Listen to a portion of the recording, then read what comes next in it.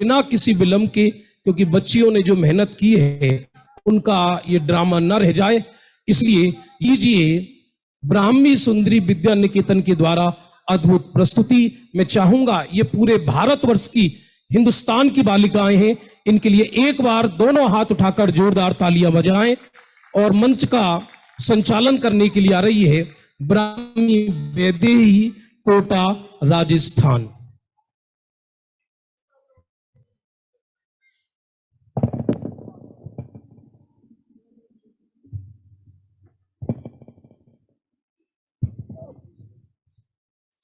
बोलिए आदिनाथ भगवान की। आज हम ब्राह्मी सुंदरी विद्या निकेतन की कन्याएं आप सभी के समक्ष एक बहुत ही सुंदर कार्यक्रम लेकर प्रस्तुत हुई हैं। आप सभी 5 से 7 दिन तक पंच कल्याणकों का आनंद तो लेते ही हैं, परंतु आज हम वही 5 कल्याणक आप सभी को 1 घंटे के अंदर दिखाने जाएंगे। आप यह कार्यक्रम अंत तक अवश्य देखें, नहीं तो आपको बाद में पछतावा होगा कि हमने यह कार्यक्रम क्यों छोड़ दिया। आज का कार्यक्रम बहुत ही सुंदर रहने वाला है। कार्यक्रम की शुरुआत से पहले मैं आपको एक ग्लोबल वार्मिंग का दृश्य दिखाना चाहूंगी। Global warming, the destruction of Earth. Do you know what is global warming? So, the rise in the Earth's temperature is known as global warming. क्या आपको पता है ये कैसे होती है? क्या आपको पता है ये क्यों होती है? क्या आपको पता है ये हमारी अर्थ के लिए कितनी डेंजरस है? If you want to know answer of any of these questions, you have to watch our act till the end. And in the end, we will pay a tribute to our country by a little dance performance. सुनो सुनो भाई सुनो सुनो, सुनो सुनो भाई सुनो सुनो, सुनो सुनो भाई सुनो सुनो, सुनो सुनो भाई सुनो सुनो, सुनो सुनो भाई सुनो सुनो, सुनो सुनो भाई सुनो सुनो, सुनो सुनो भाई सुनो सुनो, सुनो सुनो भाई सुनो सुनो, सुनो सुनो भाई सुनो सुनो। यहाँ मजा है वहाँ मजा है, अब तो हाहाकार मचा है। यहाँ मजा है वहाँ मजा है, अब तो हाहाकार मचा है। घुटता है दम, दम घुटता है, घुटता है दम, दम घुटता है, घुटता है दम दम दम दम दम दम दम दम दम घुटता है, घुटता है दम दम दम दम दम दम दम दम दम घुटता है, घुटता है दम, दम घुटता है, घुटता है दम, दम घुटता है।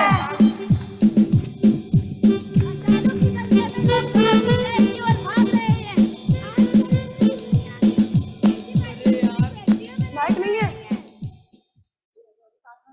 शहरों में सांस लेना मुश्किल हो गया है। कटते पेड़ और खेतों की वजह से भूख की समस्याएं हो रही हैं। खत्म होते जा रहे हैं, खत्म होते जा रहे हैं, खत्म होते जा रहे हैं। कटते जा रहे हैं, कटते जा रहे हैं, कटते जा रहे हैं। अगर हमारी जरूरतें यहीं पर खत्म नहीं हुई तो हमारा बचना मुश्किल ही नहीं नामुमकिन है। प्रदूषण प्रदूषण प्रदूषण, चारों ओर प्रदूषण प्रदूषण प्रदूषण है। दिशाएं घूमे घूमे, हर ओर है धुआं धुआं। पर्यावरण का आवरण है इस कदर दूषित हुआ, इस कदर दूषित हुआ, इस कदर दूषित हुआ। ये प्रदूषण, हाँ प्रदूषण है, प्रदूषण, हाँ प्रदूषण। प्राण देने वाली हवा में जहर है, ये कैसा कहर है, ये कैसा कहर है, ये कैसा कहर है। धुएं से घुटता है धरती का दम क्यों, प्रदूषण प्रदूषण ये आठों पहर है। ये कैसा कहर है, ये कैसा कहर है, ये कैसा कहर है। जिस ओर देखो प्रदूषण प्रदूषण, छाया हुआ कैसा ही धरती का पर्यावरण है। धरती प्रदूषित है, जल भी प्रदूषित, मानव लालच है, इंसान की प्रकृति है अचंभित, प्रकृति है अचंभित, प्रकृति है अचंभित। सेहत से अपनी खुदा का पहर है। ये कैसा कहर है, ये कैसा कहर है, ये कैसा कहर है प्रदूषण। आहा प्रदूषण, यही था। है प्रदूषण, आहा प्रदूषण। यदि हमने आज अपने पर्यावरण को सुरक्षित करने के लिए चारों ओर वृक्ष नहीं लगाए और जल को स्वच्छ नहीं रखा तो हमारी जिंदगी खतरे में पड़ जाएगी। हमें चाहिए कि हम चारों ओर वृक्ष लगाएं और जल को साफ रखें। आइए मेरे साथ नारा लगाइए, हमने यही ठाना है, पर्यावरण को शुद्ध बनाना है। हमने यही ठाना है, पर्यावरण शुद्ध बनाना है। हमने यही ठाना है, पर्यावरण शुद्ध बनाना है। हमने यही ठाना है, पर्यावरण शुद्ध बनाना है। हमने यही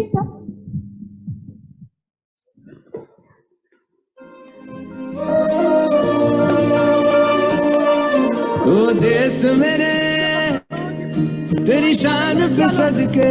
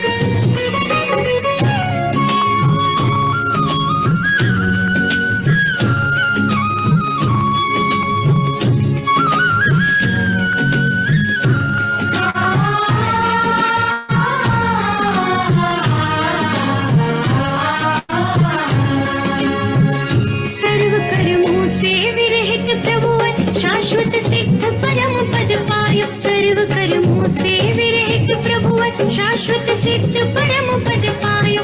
अविनाशी अविचल सुख रूपी भव्यों के आदर्श सदा हो। अविनाशी अविचल सुख रूपी भव्यों के आदर्श सदा हो। भोगे सुख अनंत अनंत आनंद कारणों रे। भोगे सुख अनंत अनंत आनंद कारणों रे। तुम्हारा पंच प्रभु भगवान सुहावनो रे।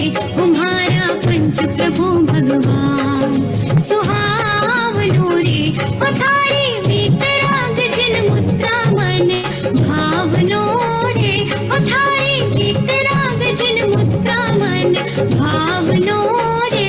तुम्हारा पंच प्रभु भगवान सुहावनो रे। तुम्हारा पंच प्रभु भगवान सुहावनो रे। पथारी वीतराग जिन मुद्रा मन भावनो रे। पथारी वीतराग जिन मुद्रा मन भावनो रे। तुम्हारा पंच प्रभु भगवान सुहावनो रे। तुम्हारा पंच प्रभु भगवान सुहावनो रे। तुम्हारा पंच प्रभु भगवान सुहावनो रे। तुम्हारा पंच प्रभु भगवान। बहुत ही सुंदर मंगलाचरण किया। अगर आपको पसंद आया तो एक बार जोरदार तालियां बजा दीजिए। तो आइए अब हम आपको ले चलते हैं एक कोड़ा कोड़ी सागर पीछे, जब माता मरु देवी के निर्मल गर्भ में ऋषभदेव बालक आदिनाथ अवतार लेंगे।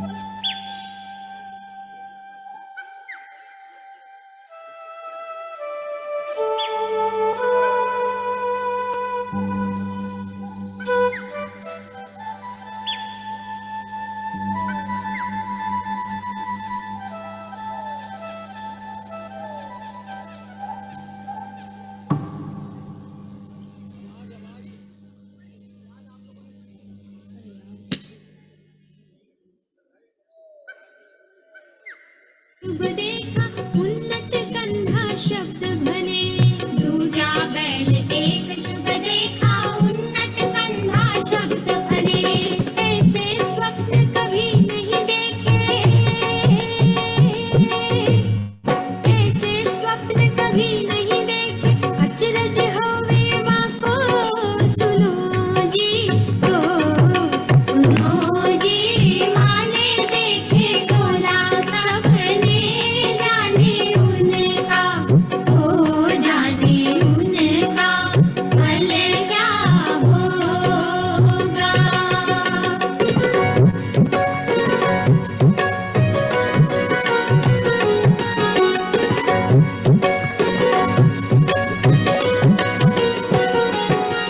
डीजे सिंह धवल शुभ देखा कंधे लाल सुवर्ण बने। डीजे सिंह धवल शुभ देखा कंधे लाल सुवर्ण बने। सिंहासन स्थित लक्ष्मी देखी नाग युगल से भवन सने। सिंहासन स्थित लक्ष्मी देखी नाग युगल से भवन सने।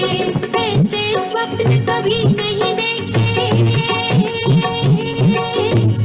ऐसे स्वप्न कभी नहीं।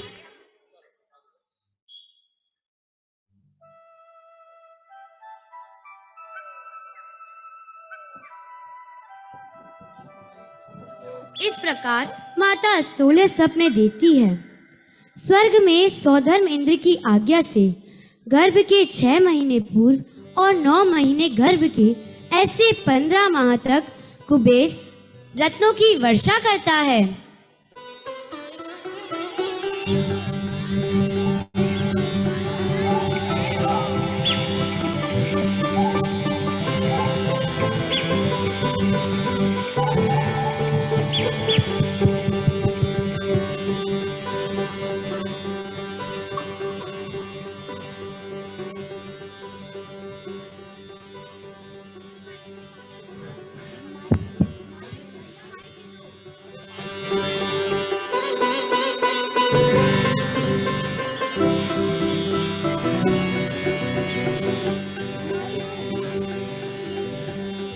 भैया माइक नहीं देंगे तो काम चमना 8 माइक चाहिए, इधर ये 2 माइक खुले और वो भी चालू नहीं है, सारे बंदे। तो क्या आवाज है क्या ये? एक उधर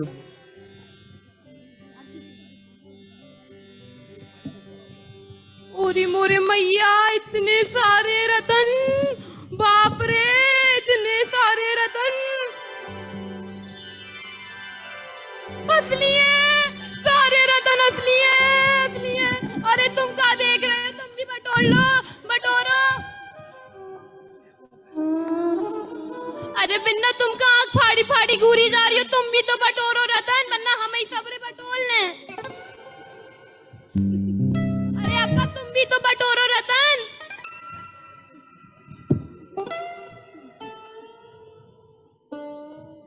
हंस का रहे हो? कबूत का धोती खुलत हुए नहीं देखी का? धोती खुलत नहीं सकत का? हाँ हाय हमारे तो करम फूट गए, कैसे पति को पल्लो पड़ गओ। अब इन्हें को समझाए, जिते तीर्थंकर को अवतार होते उते जड़ कर्मों को कोनो पूछत भी नहीं आ। उते चैतन्य रत्नों की कीमत होती है और ये जड़ रत्नों को बटोरवे में लगी हैं, इनकी तो मती मारी गई है। खैर सुनत हो, अब ते क्या कर रहे, वापस आ जाओ। इसने देख लिया। अरे आ रहा हूँ भगवान, आ रहा हूँ।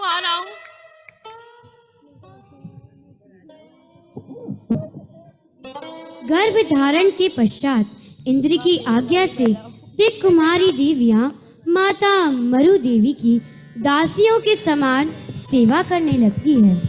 कोई देवी अपने कोमल हाथ से माता के लिए आभूषण देती, तो कोई उन्हें दिव्य मालाएं देती, कोई माता को स्नान कराती, तो कोई उनकी शैया बिछाने के काम में नियुक्त हुई, तो कोई उनकी भोजनशाला के काम में नियुक्त थी।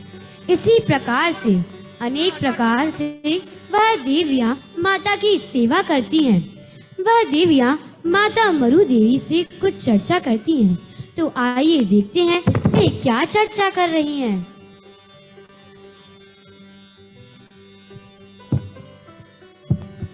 देवी नंबर 1। माता थारी परिणति तत्वमयी,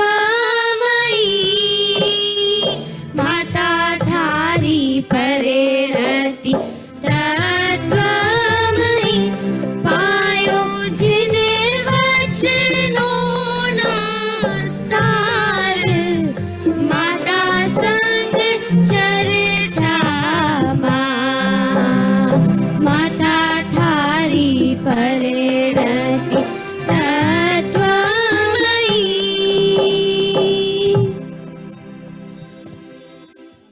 हे माता प्रणाम।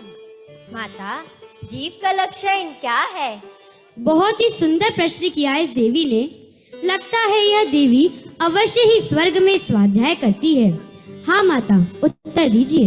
हे देवी, जीव का लक्षण उपयोग अर्थात जानना देखना है।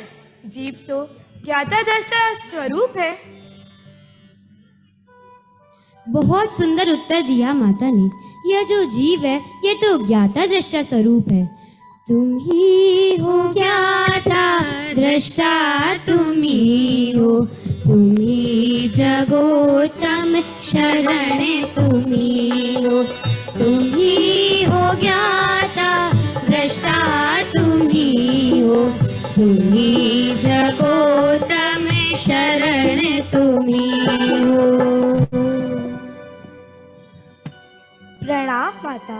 हे माता, सम्यक की वास्तविक महिमा क्या है? बहुत सुंदर प्रश्न। हाँ माता।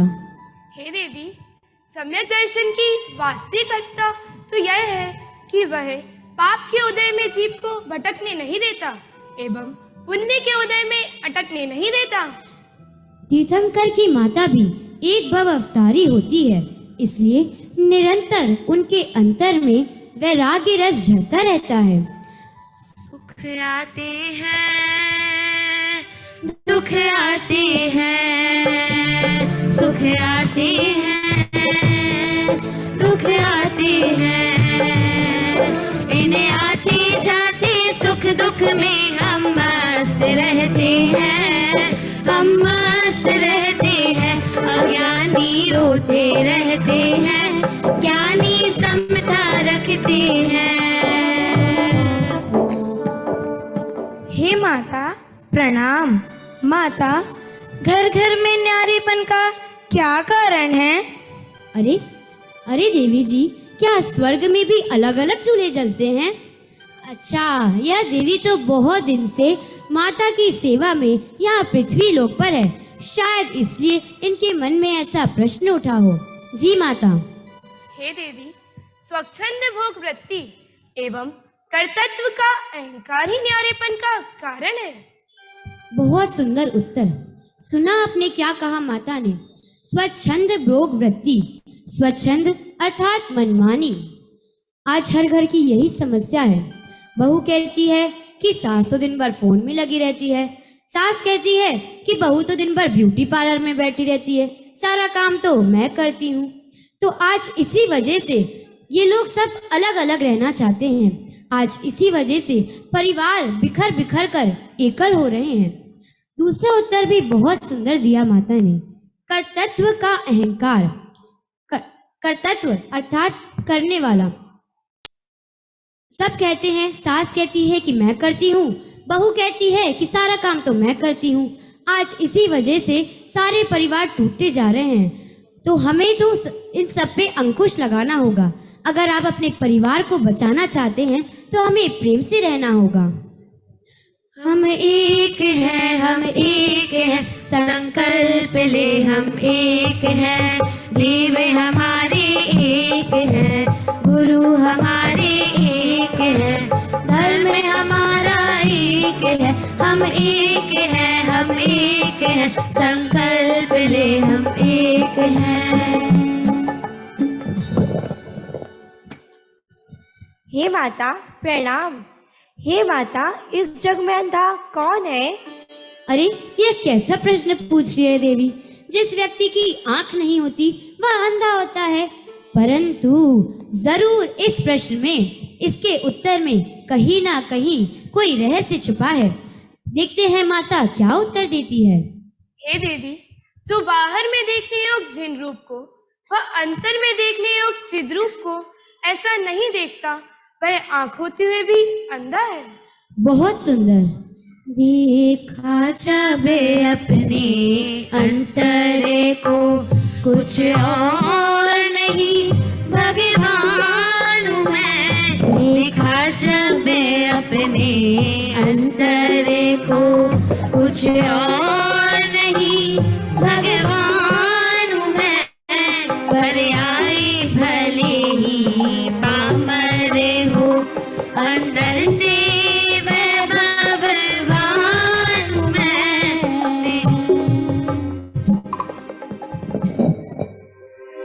प्रणाम माता। माता, इस जगत में बहरा कौन है? हे देवी, जो सुनने योग्य जिन वचनों को वह अंतर में अनंत गुणों के नाद को नहीं सुनता और जो गुरुओं की शिक्षा को सुनी अनसुनी कर देता है, वह कान होते हुए भी बहरा है। बहुत सुंदर उत्तर। जिन वाणी सुन लो रे भैया, जिन वाणी सुन लो, शुद्धात्म को जाओ रे, निज में रम जाओ।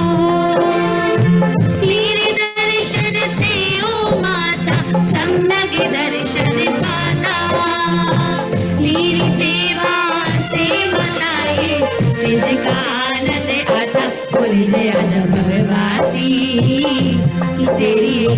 पल जिंदगी।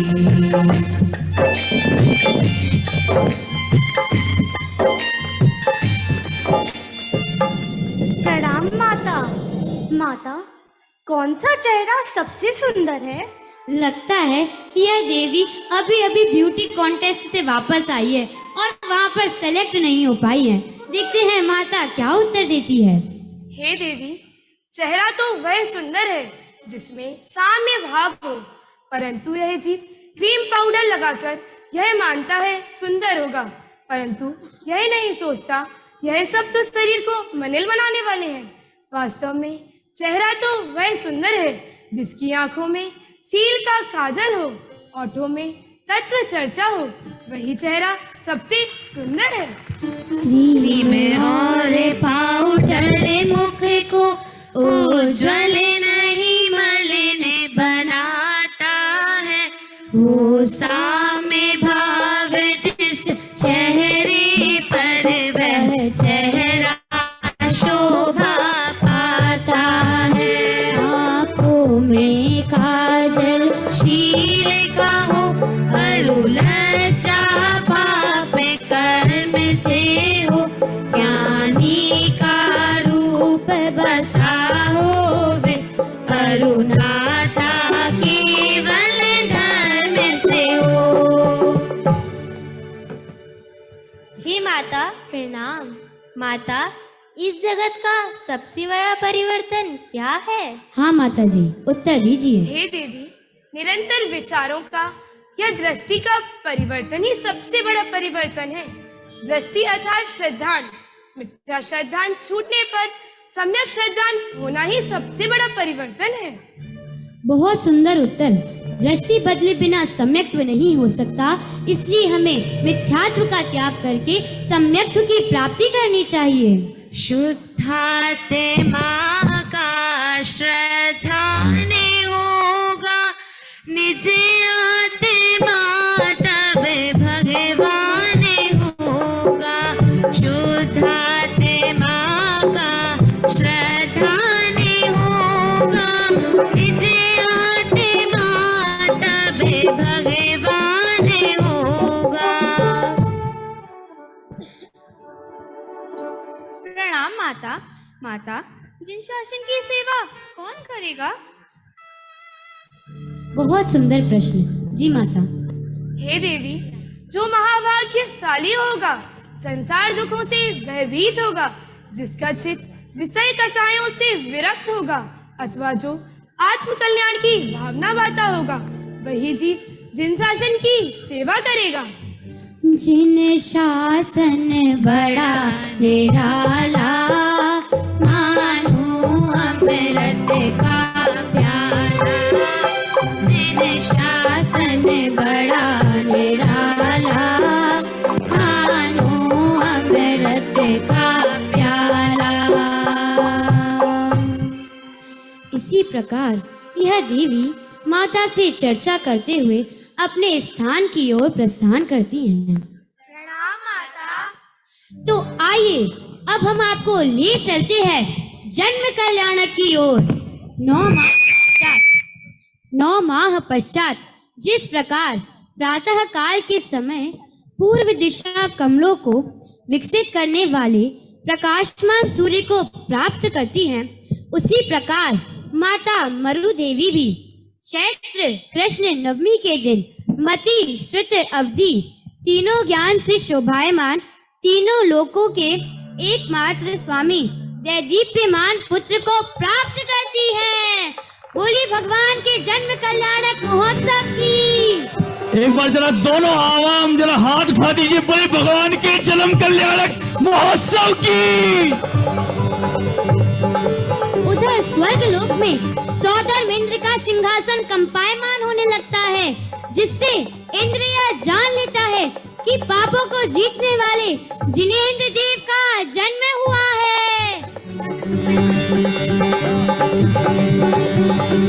तालियों के साथ एक बार।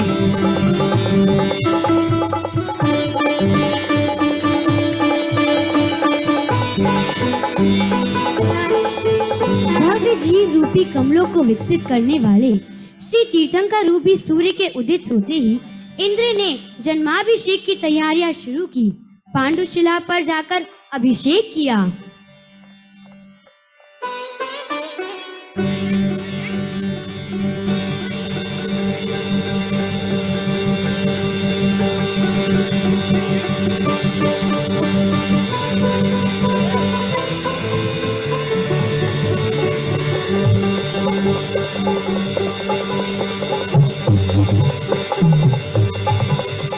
तेरा नवन करे मेरू पर, तेरा नवन करे मेरू पर, इंद्र जल भर लाए, केंद्र जल भर लाए महावीर जी। ला ला ला ला ला ला ला ला ला ला ला ला ला ला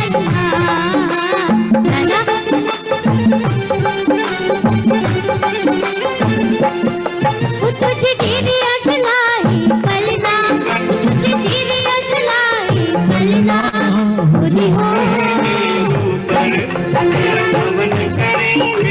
ऊपर के इंद्र जल भर लाए, इंद्र जल भर लाए महावीर जी।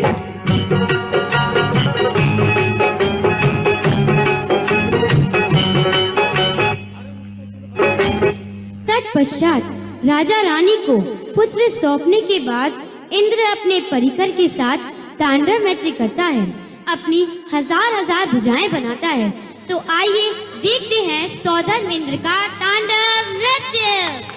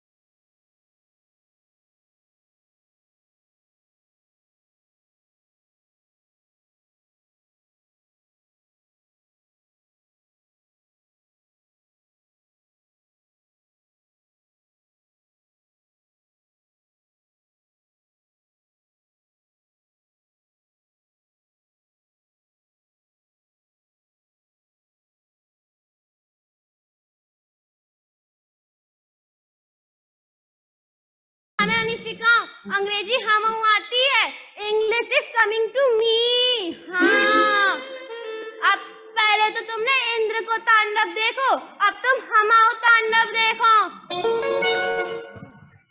अरे अरे हाँ, मेरे मैया, मेरी तो कमर टूट गई।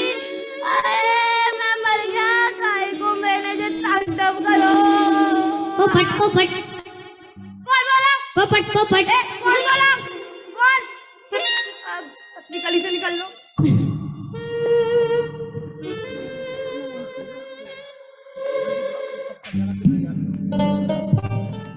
बंधुओं, अभी हमने जन्म कल्याणक तक का दृश्य देखा, तब कल्याणक, ज्ञान कल्याणक और निर्वाण कल्याणक का भी दृश्य देखेंगे।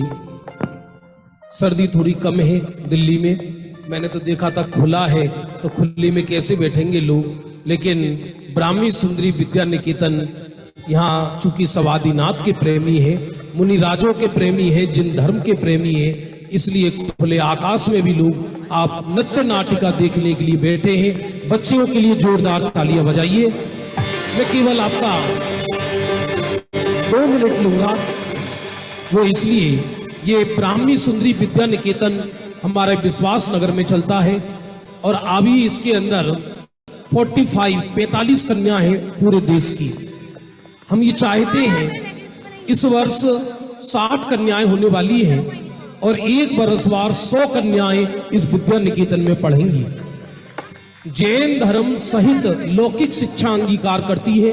लवली पब्लिक स्कूल में ये बच्चियां पढ़ती हैं। यहाँ आदरणीय प्रज्ञा दीदी, रेखा दीदी, इनके मार्गदर्शन में और भी 8 बहनें इनको पढ़ाती हैं। आपको जान के आश्चर्य होगा, ये छोटी छोटी बच्चियां इंग्लिश में प्रवचन कर लेती हैं। इंग्लिश के अंदर आप इन बच्चियों को यदि चाहते हैं कि हमारे देश में हर घर में चंदन वाला हो, सीता हो, ब्राह्मी हो, सुंदरी हो, तो आप हमारे इस ब्राह्मी सुंदरी विद्या निकेतन में बच्चियों को अवश्य एडमिशन कराएं। कई बच्चियां, कई माताएं कहती हैं कि हमारे बेटियां नहीं है, हमारे बेटे नहीं है।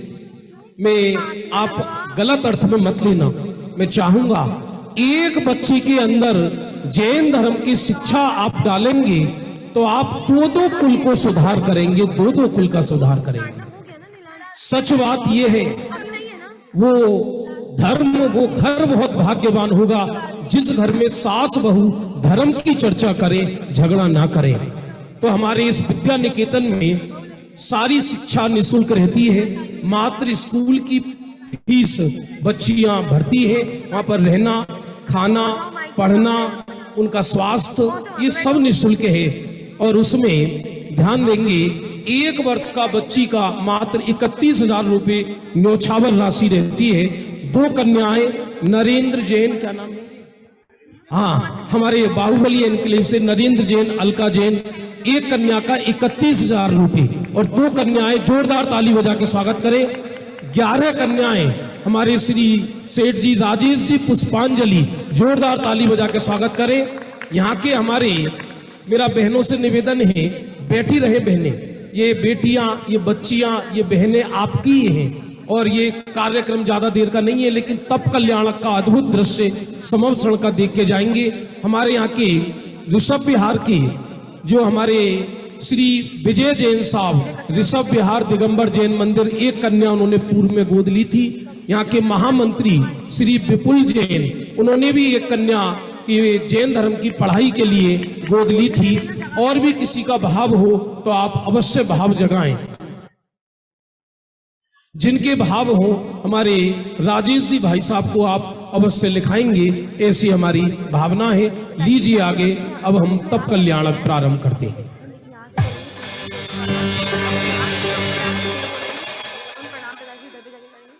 इस प्रकार जन्मोत्सव करने के बाद इंद्र अपने परिकर के साथ स्वर्ग में प्रस्थान करता है।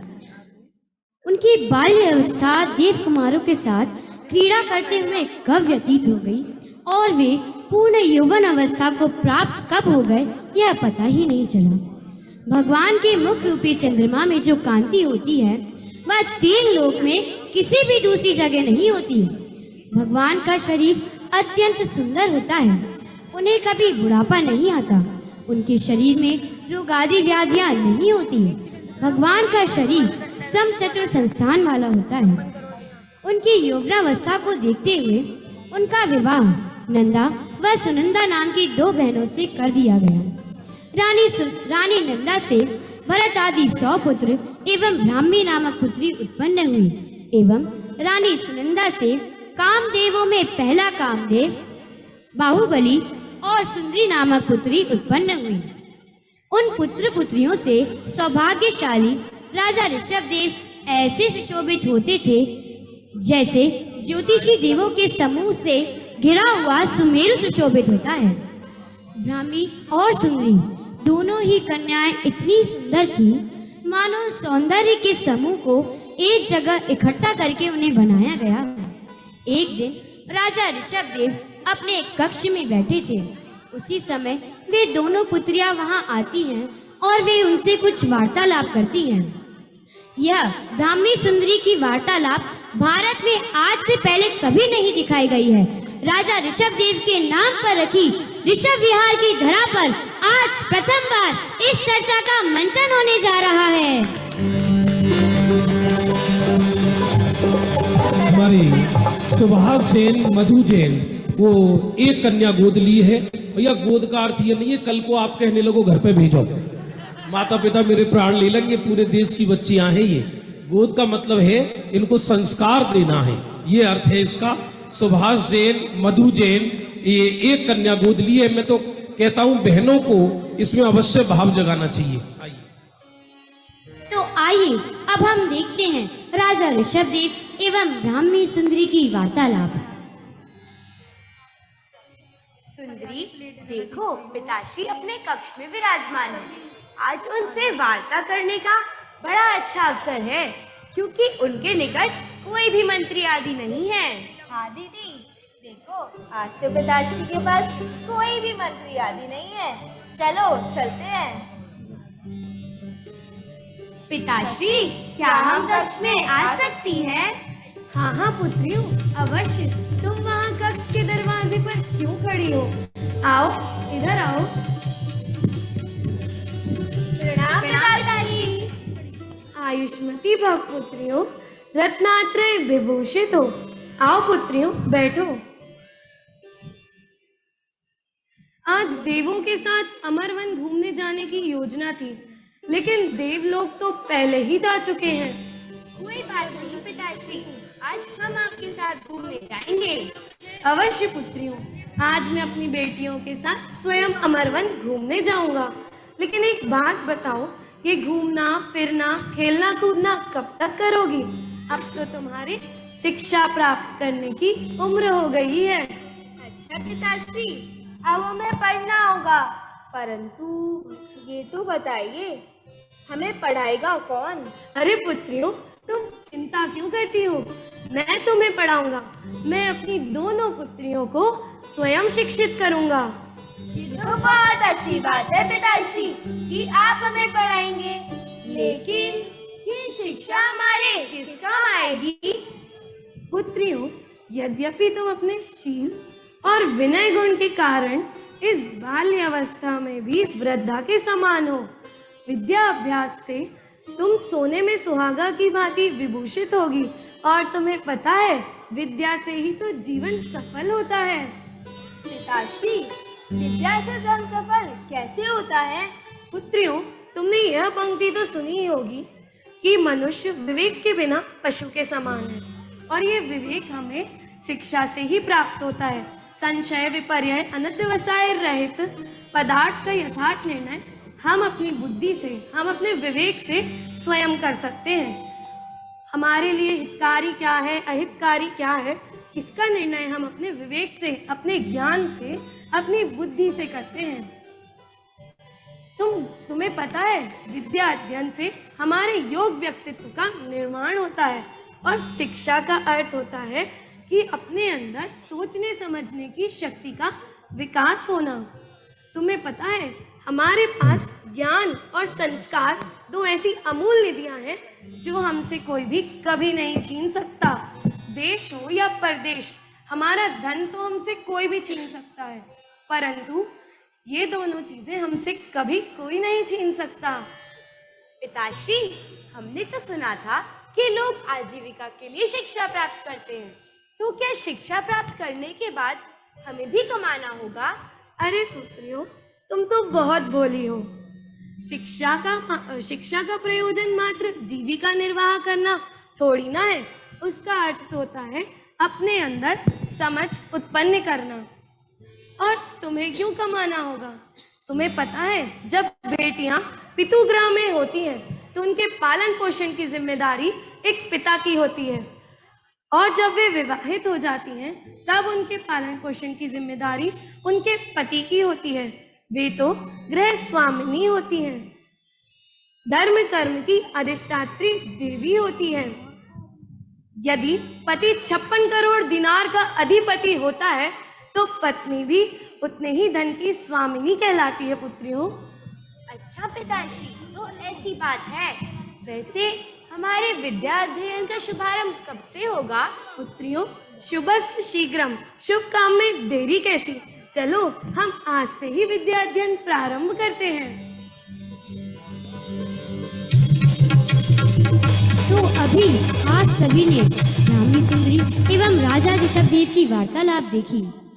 अभी हमारे बाल ब्रह्मचारी ने बड़ी दीदी कुछ आप सभी से कहना चाहती हैं, तो मैं उन्हें यहाँ पर आमंत्रित करती हूँ कि वे आकर अपने भाव यहाँ व्यक्त करें।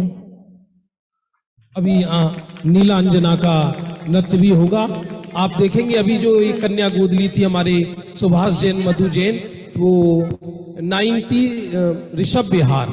एक कन्या गोद ली है कुलदीप जैन, गीता जैन, राम बिहार। एक कन्या गोद ली है पवन जैन, अनीता जैन, 29 ऋषभ बिहार। आप अवश्य अपने भाव जगाते रहें जिससे ये विद्या निकेतन हमारा दिल्ली में अनवरत रूप से चलता रहे।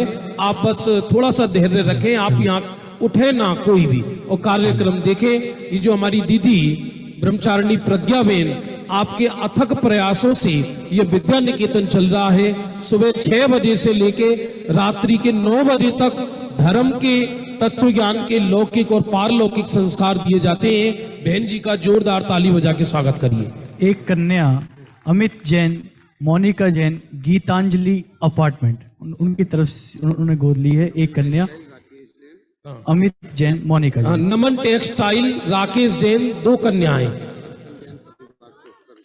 तरसचंद जैन परिवार, 74 अपना ऋषभ बिहार। और मैं एक बात और बता दूं, हमारे यहाँ पर दी हुई दान राशि में 80G के अंदर इनकम टैक्स में छूट भी प्राप्त है, इसलिए आप वो रसीद दिखाकर उसमें लाभ भी ले सकते हैं। यदि वहां दो इनकम टैक्स में, इससे अच्छा है कि आप यहाँ भी दे सकते हैं। क्या लिखा? 2 कन्याएं Preeti hosiery, Sanjay Jain, 76 Rishabh Vihar. Thank you. जोरदार ताली बजा के स्वागत करिए।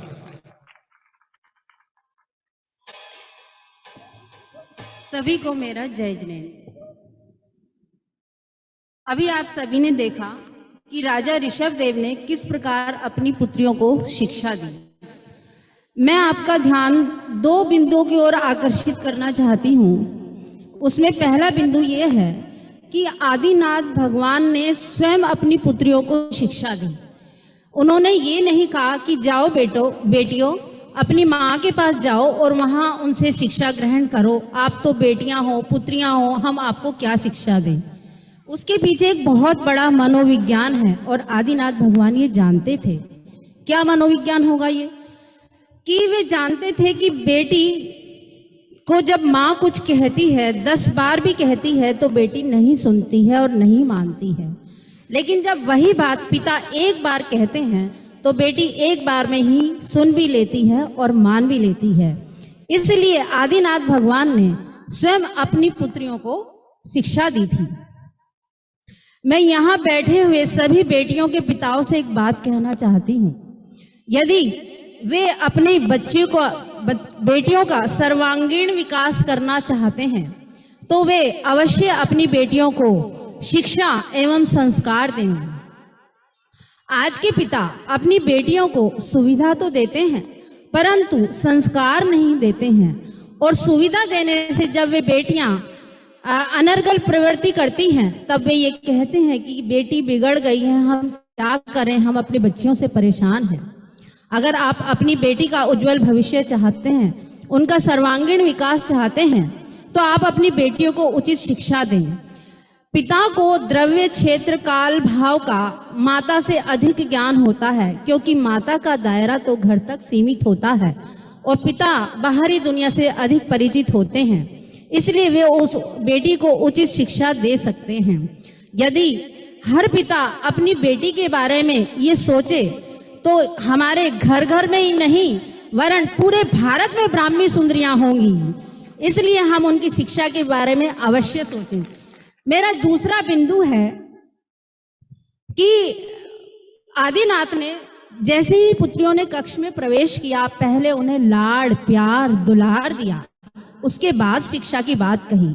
मैं कहना चाहती हूँ कि हमें अपनी बेटियों को लाड़ प्यार दुलार देना चाहिए। जिन परिवारों में उनके परिजन इस तरह से लाड़ प्यार दुलार देते हैं तो वे बेटियां लव मैरिज, इंटरकास्ट मैरिज और सड़क छाप प्रेम चक्कर में नहीं पड़ती हैं। इसलिए हमें लाड़ प्यार दुलार के साथ उनको उचित शिक्षा एवं संस्कार देना चाहिए। आप देख रहे हैं हमारी ये ब्राह्मी सुंदरी कन्या किस तरह आपके सामने जो प्रस्तुति दे रही हैं। वहाँ ये हमारे यहाँ इस विद्या निकेतन में 5 सालों के अंदर लगभग 35 ग्रंथों का स्वाध्याय करती हैं, जिसमें तत्वार सूत्र, मोक्ष मार्ग प्रकाशक जी, समय सार जी, छेड़ाला जी, द्रव्य संग्रह जी, गौमट सार, जीव कांड, कर्म कांड आदि अनेक बड़े बड़े ग्रंथों का अध्ययन करती हैं। इसके साथ ही पूजन, भक्ति, प्रवचन और साप्ताहिक गोष्ठियों का भी ये मंचन करती हैं। तो आपको संजय जी ने परिचय दे ही दिया है, अतः मैं कहना चाहूँगी यदि आप बेटियों का भविष्य उज्जवल करना चाहते हैं तो अभी संजय जी ने एक बात कही थी कि ये दोनों लोगों को, दोनों परिवारों को उज्जवल करती हैं, उनका नाम रोशन करती हैं, परंतु ये ब्राह्मी सुंदरी तो दोनों लोगों को उज्जवल करती है, इस लोक को भी और परलोक को भी। इसलिए इनकी शिक्षा पर अवश्य ध्यान दीजिए। धन्यवाद। हाँ, एक कन्या गोद ली है, विपिन जैन, सांत्वना विपिन जैन, सांत्वना जैन, 116 ऋषभ बिहार। देखिए ये बहुत पूरे देश से आई हुई कन्याएं। इस वर्ष हमारा पूरा विचार है कि हम 100 कन्याएं 2 साल के अंदर इस विद्या निकेतन के अंदर करें, 100 कन्याएं। और अकेली ये धार्मिक शिक्षा में ही नहीं, अभी लवली पब्लिक स्कूल में माने इन बच्चियों के 90 से ऊपर मार्क्स आए हैं। श्री दीपक गुप्ता जी जैन, श्रीमती गीता गुप्ता जी जैन, शिवाजी पार्क, सादरा, दिल्ली, एक कन्या गोद ली है। आप कम से कम ताली बजाकर अनुमोदना करें। माने हमारे मोदी जी भी कहते हैं कि बेटी बचाओ बेटी पढ़ाओ, बचाना तो हमें है ही नहीं। क्यों? क्योंकि यहाँ तो सब बेटियों को संरक्षण देना है। हमारे यहाँ तो बेटी पढ़ाओ और सिद्धत्व की ओर ले जाओ। हर घर में चंदन वाला हो, हर घर में अंजना हो, सीता हो, ये हमारा उद्देश्य है। तो आइए अब हम आपको ले चलते हैं कुछ काल आगे। जी हाँ, ब्राह्मी सुंदरी अब अपनी बाल्य अवस्था को छोड़कर यौवन अवस्था को प्राप्त हो गई हैं। जैसा कि आप सभी ही जानते हैं कि जैसे ही बेटी बड़ी होने लगती है, उसके माता पिता परिवारजनों को उसकी विवाह की चिंता होने लगती है। ऐसे ही राजा ऋषभदेव एवं माता मरु देवी आदि को भी ब्राह्मी सुंदरी के विवाह की चिंता होने लगी। तो राजा ऋषभदेव की अनुमति से दादी मरु देवी, ब्राह्मी सुंदरी की माताएं नंदा व सुनंदा एवं उनकी भाभियां उनके लिए विवाह का प्रस्ताव लाती हैं। तो आइए देखते हैं वे सभी क्या वार्तालाप कर रहे हैं। सुनत हो किते गई? कहाँ जाऊंगा, इतना ही तो मरूंगा। बोल, क्या कह रही थी?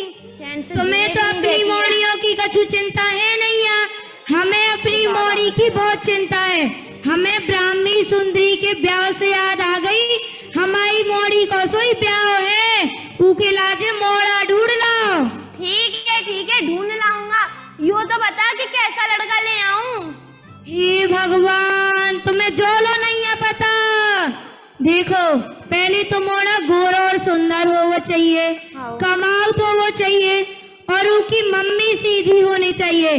कैसे जब भी लड़ाई हो तो हमारी बेटी जीते, और 24 साल का होना चाहिए। ऐसा लड़का चाहने हमें। अच्छा, ठीक है। तो एक तो भगवान तूने क्या कहा कि लड़का सुंदर और गोरा होना चाहिए, ठीक? हाँ। फिर कमाने वाला होना चाहिए, ठीक? हाँ। फिर तूने तीसरा क्या कहा?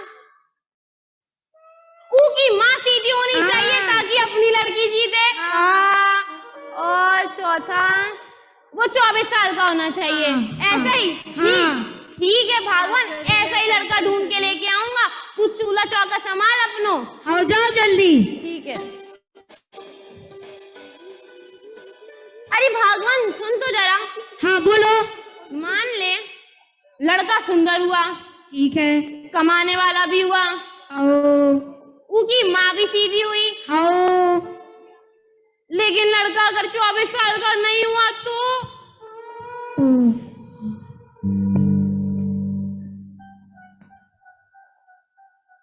हाँ, तो मैं 12-12 साल के 2 ले आऊंगा। हे भगवान, मोरे करम फूटेगा कौन के पल्ले पे?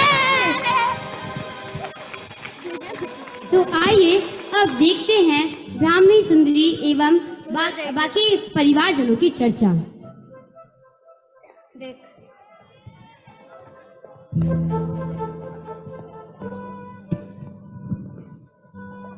अरे दादी श्री, आइए आइए। अरे पुत्रियों, क्या कर रही हो? हम तो स्वाध्याय कर रहे हैं। अच्छा, तो आप स्वाध्याय कर रही थी? जी दादी। अरे माता श्री एवं भाभियां भी आई हैं। आप सभी को हमारा प्रणाम स्वीकार हो। आयुष्मती भव पुत्रियों। आप सभी को कोई विशेष कार्य था तो हमें बुलवा लिया होता। आप सभी ने यहाँ आने का कष्ट क्यों किया? पुत्रियों, हमें तुमसे विशेष कार्य था, अतः हम स्वयं चलकर तुम्हारे पास आए हैं। बेटा, कन्याओं की चिर अभिलाषा अपने घर जाने की होती है। माता, इसका अर्थ क्या होता है? हमें तो समझ में नहीं आया। मैं बताती हूँ पुत्रियों, हम तुम दोनों के लिए पिता की अनुमति से बंग देश के राजकुमारों का विवाह का प्रस्ताव लाए हैं। क्या? विवाह का प्रस्ताव? परंतु हम तो विवाह करना ही नहीं चाहते। अरे पुत्रियों, क्या आप अपने पिता की आज्ञा का अनादर करेंगी? उन्होंने ही तो हमें आपके पास भेजा है। पिताश्री का आग्रह होगा, परंतु वे हठाग्रही नहीं हैं। दादी श्री, पिताश्री ने आज्ञा नहीं, हमारा अभिमत मांगा होगा। अवश्य ही वे हमारी परीक्षा ले रहे होंगे। बेटा, अभी आप दीर्घायु हो, अतः बहुत समय है और आत्मकल्याण के लिए तो चिरकाल पड़ा है। शाश्वत तेंद्रिय आनंद के प्यासे को इस देह की आयु रूपी मर्यादा से आखिर क्या विशेषता आने वाली है? जी जी, परंतु आपके भाइयों ने एवं आपके पिताश्री ने भी तो विवाह किया है, इसमें कोई अपराध तो नहीं है? भाभी श्री, पिताजी एवं भाइयों का विवाह तो नियुक्त है। उन्हें जग को सृष्टि निर्वाह सिखाना था। भरत भैया को 6 खंड का प्रशासन करके अखंड राष्ट्र अपनाना था एवं बाहुबली भैया काम विजय के चलते फिरते आदर्श बनकर दिखाएंगे। और फिर सच तो यही है कि उन्होंने विवाह किया नहीं है, वह तो नियतिवश हुआ है। मैं आप सभी से अनुरोध करती हूँ कि आप अपना स्थान बनाए रखें। अभी नीलांजना का नृत्य बाकी है एवं आदिनाथ भगवान को मोक्ष भी जाना बाकी है। अगर आप सभी भी मोक्ष जाना चाहते हैं तो अपना स्थान यही बनाकर रखें।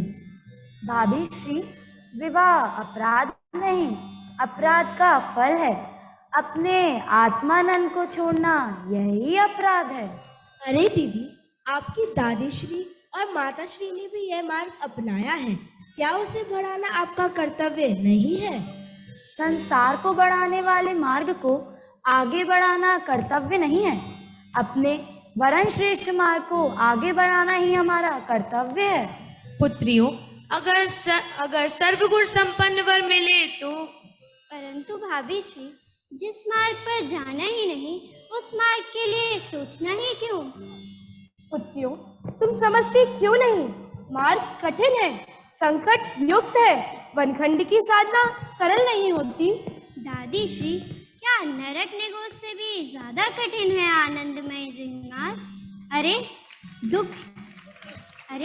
दुखमय संसार ही संकट है। जब तक पिताश्री को केवल ज्ञान नहीं हो जाता, केवल तब तक ही यह अनजान मार्ग है। दादी श्री, मिथ्यात्व और अज्ञान से बड़ा कोई दुख हो ही नहीं सकता, और आत्मानंद करने वाले ज्ञानी को सर्वत्र समता ही प्राप्त होती है। बेटा, आप समझते क्यों नहीं हो? हम आपको आत्मिक के लिए मना थोड़ी कर रहे हैं, पर अभी उसका समय तो आने दो। अभी तो वर्तमान के कर्तव्य का विचार करना चाहिए। वर्तमान का कर्तव्य सर्व पूज्य पिताश्री की शीतल छाया में रहकर अपने निर्मला परिणामों की रक्षा एवं वृद्धि करने में है। कीचड़ को लगाकर धोना क्या और कूद अग्नि में रोना क्या? जब परिणाम ही साथ न दे, तब औपचारिकताओं का भार वहन करना योग्य नहीं है।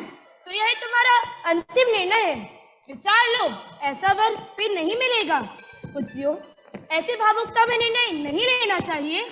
दादी श्री, हमने अपने चिर की अभिलाषा व्यक्त की है, इसमें भावुकता का स्थान तो है ही नहीं। अब वर का क्या करना जब संवर ही मिल गया। आपसी दादी और पिताश्री के रूप में भगवान मिल गए, तो क्या हमें हमारी आत्मा नहीं मिल सकती? अरे, मैं तो ये साक्षात आत्मा ही हूँ। दादी श्री, हमारे पिताश्री तीन लोक के नाथ होने वाले हैं। पूरा तीन लोक उनके सामने झुकने वाला है, और यदि उन्हें हमारे लिए किसी के सामने झुकना पड़े, यह हम कदापि नहीं देख सकती।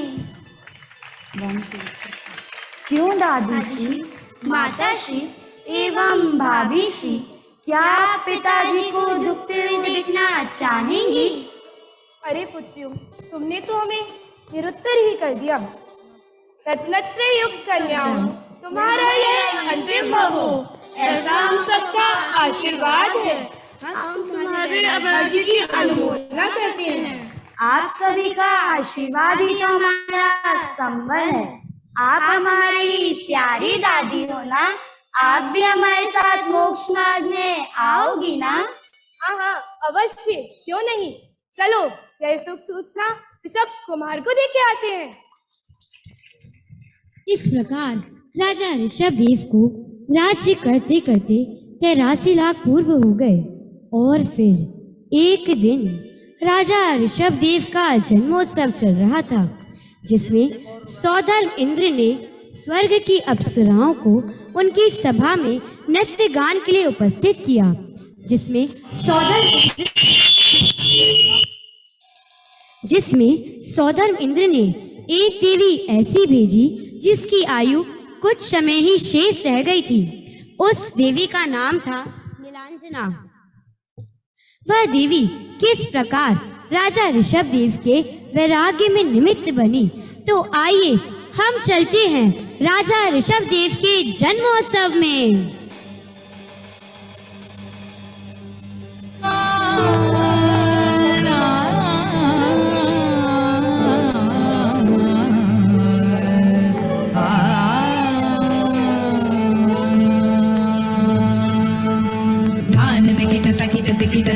दान दगिन दान दिकिट तकिट दिकिट दिक दान दगिन दा तक धुमकिट तक थिरकिट तक धुमकिट तक थिरकिट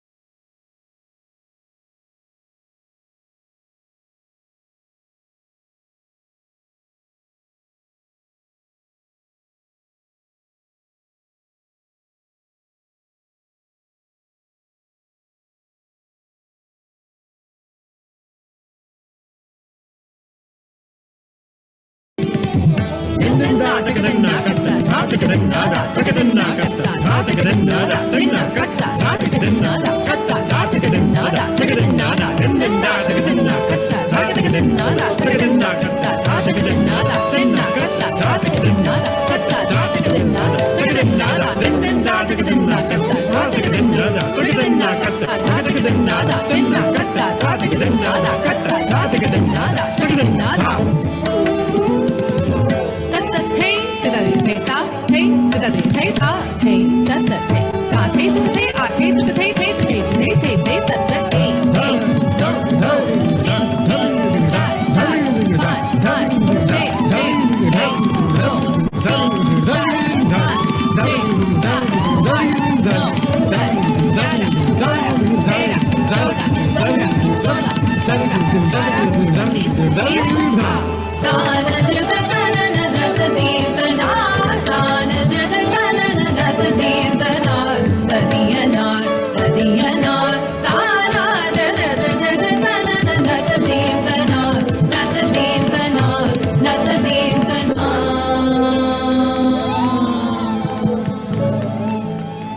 तो देखा आप सभी ने कैसे सौधर्म इंद्र नीलांजना की जगह तुरंत ही दूसरी देवी को उपस्थित कर देता है।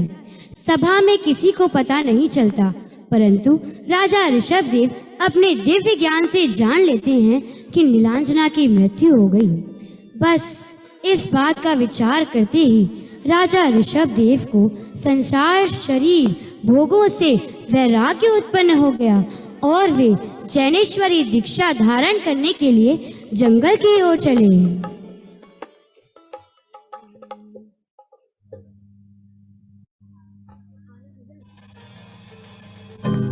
धारा है दिगंबर वेश धारा है दिगंबर वेश किया मोक्ति श्री में प्रवेश वो मुनिवर चल पड़े। धारा है दिगंबर वेश किया मोक्ति श्री में प्रवेश वो मुनिवर चल पड़े। वो मुनिवर चल पड़े। वो मुनिवर चल पड़े। नहीं राग तंतु कुछ शेष परिग्रह अनुराग न द्वेष वो मुनिवर चल पड़े। वो मुनिवर चल पड़े। इस प्रकार मुनि दीक्षा धारण करने के पश्चात 1000 वर्ष तक मौन आत्म साधना करते रहे और एक दिन आत्म तल्लीनता की दशा में उन्हें केवल ज्ञान प्राप्त हो गया। बोलिए भगवान के केवल ज्ञान महोत्सव की।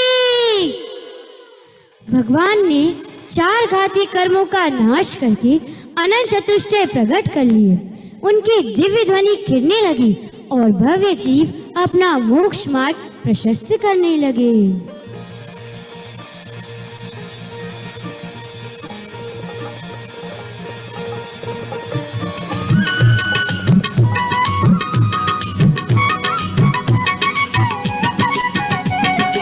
ओंकारमयी वाणी तेरी जिन धर्म की शान है।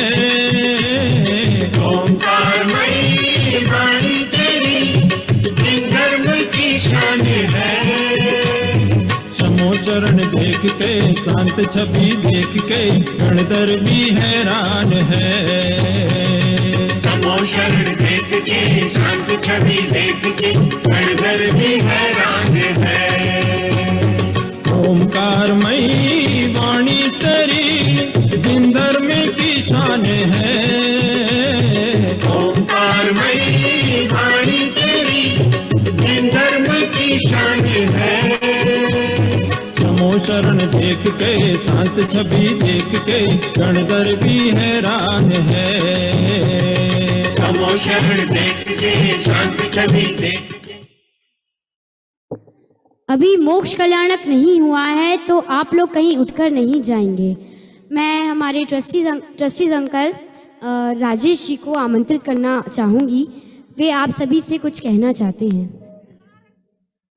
हमारा जो ब्राह्मी निकेतन ट्रस्ट है उसके जो हमारे कार्याध्यक्ष हैं राजेश जी पुष्पांजलि साहब, उनके प्रयत्नों से यह नाटिका तैयार हुई है। बच्चियों ने बहुत मेहनत की है।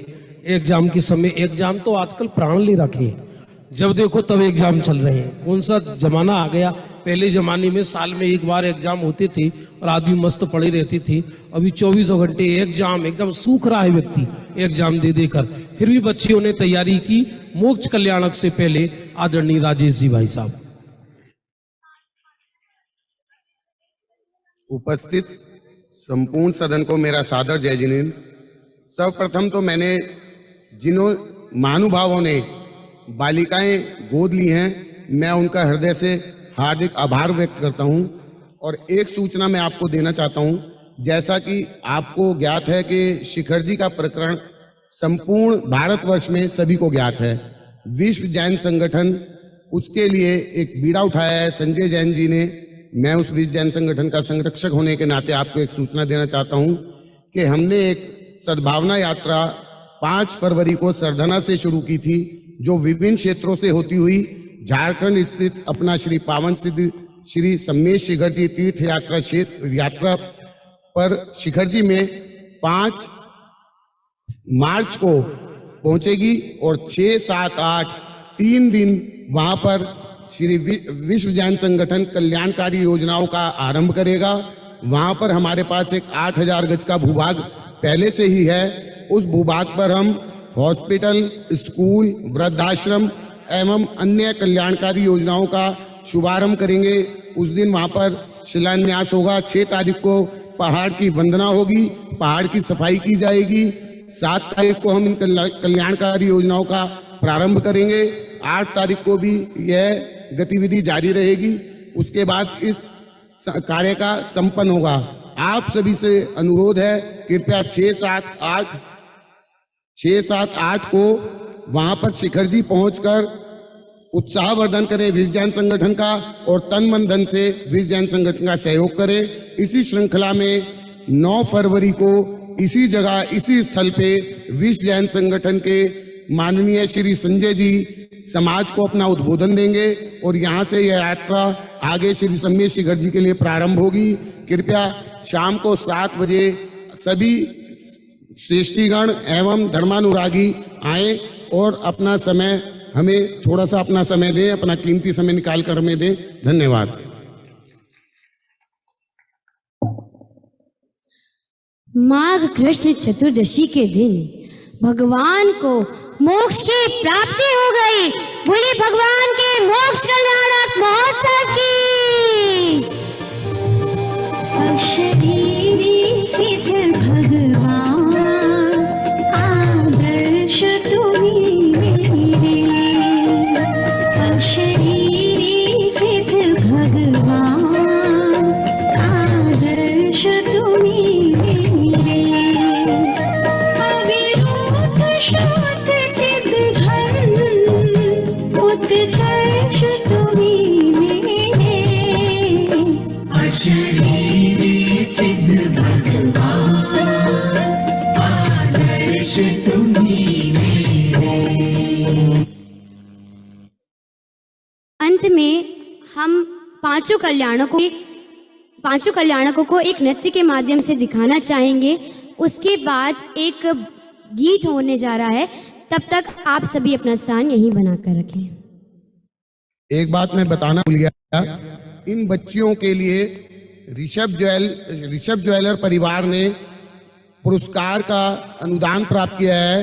कृपया नाटिका समाप्त होने के बाद सिर्फ 2 मिनट के लिए अपनी स्थिति बनाए रखें। ऋषभ जैन परिवार बच्चियों को पुरस्कार से सम्मानित करेगा। बच्चियों का उत्साहवर्धन करें और नाटिका के पश्चात आपके लिए अल्पाहार की व्यवस्था की गई है। कृपया अल्पाहार ग्रहण करके हमें कृतार्थ करें। मनोज जैन परिवार की तरफ से अल्पाहार है। धर्म कल्याण शुभ घड़ी पावन आई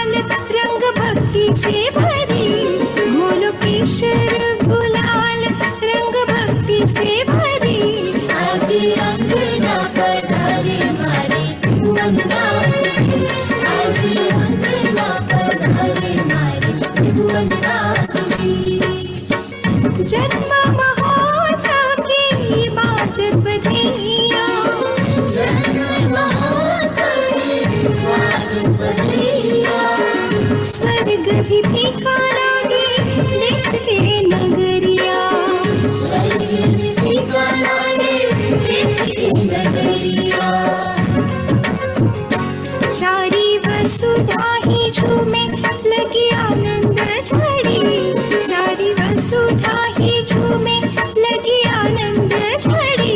राजी अंगना पधारी मारी वंदना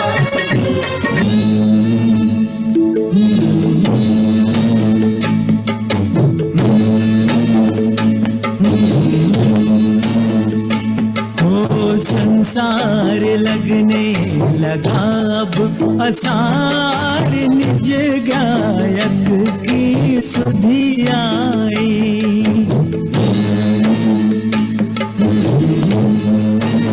ओ संसार लगने लगा अब असार, निज गायक की सुधि आई। यतियों के मार्ग की महिमा अपार, द्वादश अनपेक्षा मन भाई। हो संसार लगने लगा अब असार, निज गायक की सुधि आई।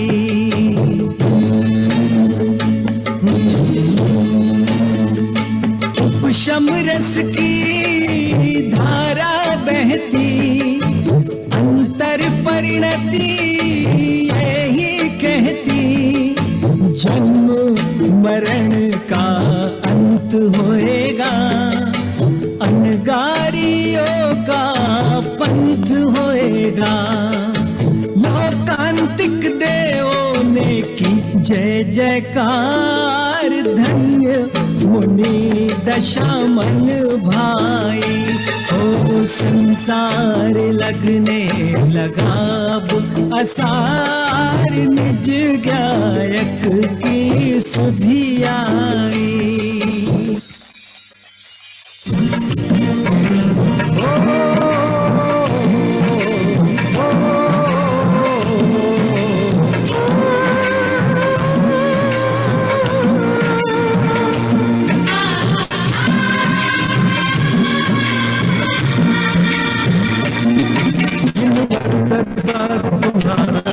स्वर्गों से ज्यादा प्यारा, इन गीत राग मुद्रा से परिणामों में उजियारा। ऐसे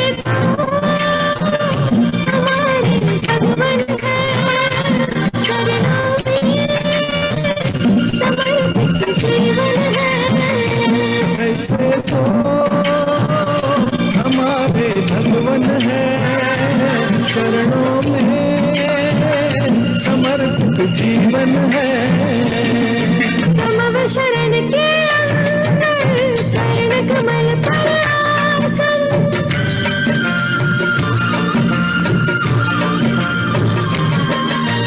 समव शरण के अंदर शरण कमल पर आसन, चार चतुष्टयधारी बैठे हो पद्मासन। परिणामों में निर्मलता तुमको लखने से आए, फिर भी विरागता बढ़ती जो भी जिन दर्शन पाए। ऐसे तो हमारे भगवान है, चरणों में समर्पित जीवन है।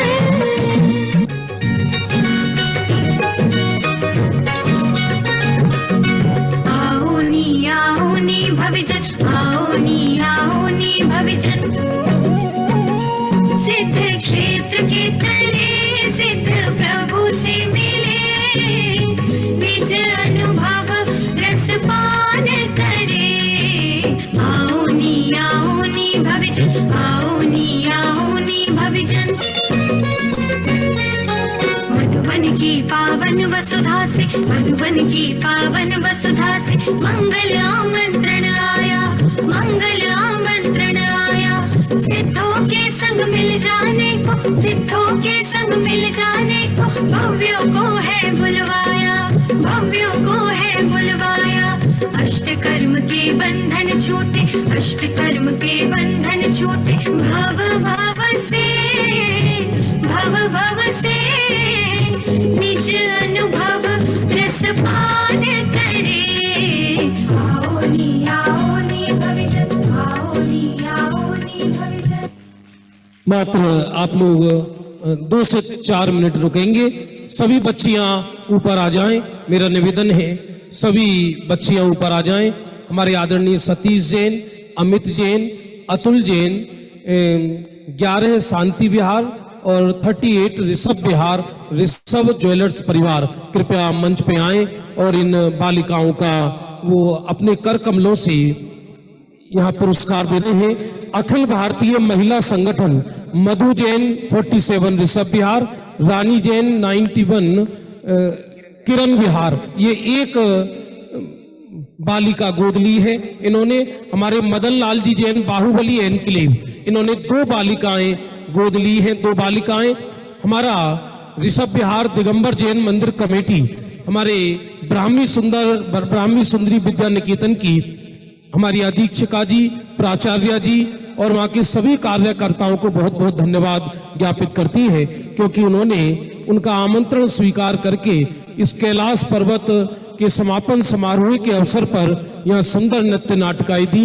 मैं दीदी से भी निवेदन करूंगा जिन्होंने बच्चियों को इतने अच्छे संस्कार दिए हैं, और दीदी को मैं निवेदन करूंगा वो भी कृपया मंच पर आए, और दोनों अधीक्षिकाएं और प्राचार्य जी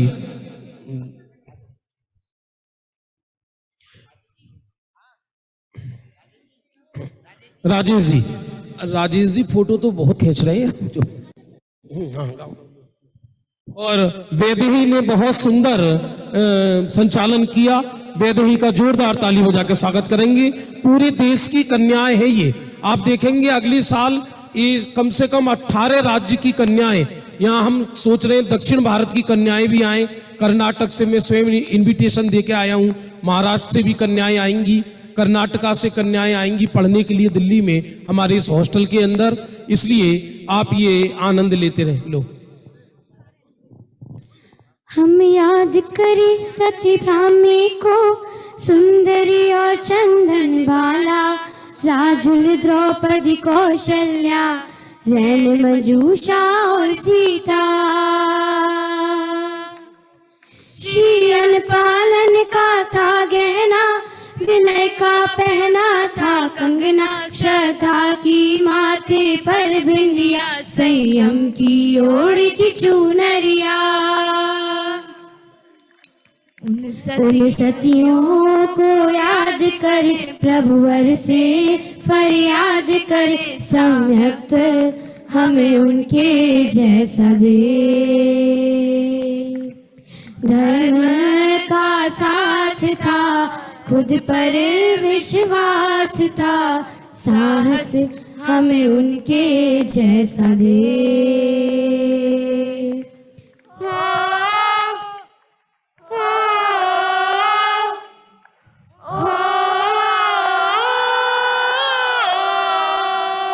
जोरदार ताली बजा के स्वागत करें। और अब इन ब्राह्मणियों को पुरस्कार दे रहे हैं हमारे ऋषभ ज्वेलर्स परिवार। ऋषभ ज्वेलर्स परिवार, आप लोग तालियां बजाते रहे। इधर बेटा थोड़ा पीछे आ जाओ, थोड़ा सब खड़े हो जाओ। एक दीदी थोड़ा इधर आ जाए। दीदी के नेतृत्व में ये सारी कन्याएं पढ़ रही हैं। वास्तव में बाल ब्रह्मचारिणी आदरणीय प्रज्ञा दीदी बहुत ही प्रशंसा की पात्र है, और इन बच्चियों के लिए हमारा ज्वेलर्स परिवार पुरस्कार दे रहा है। आप तालियां बजाएं जरा जोरदार, जो लोग खड़े हैं वही बजाते चले। चलिए क्रम से। दीदी कृपया अभी आपसे निवेदन है, आप मंच पर ही रहे 1 सेकंड के लिए।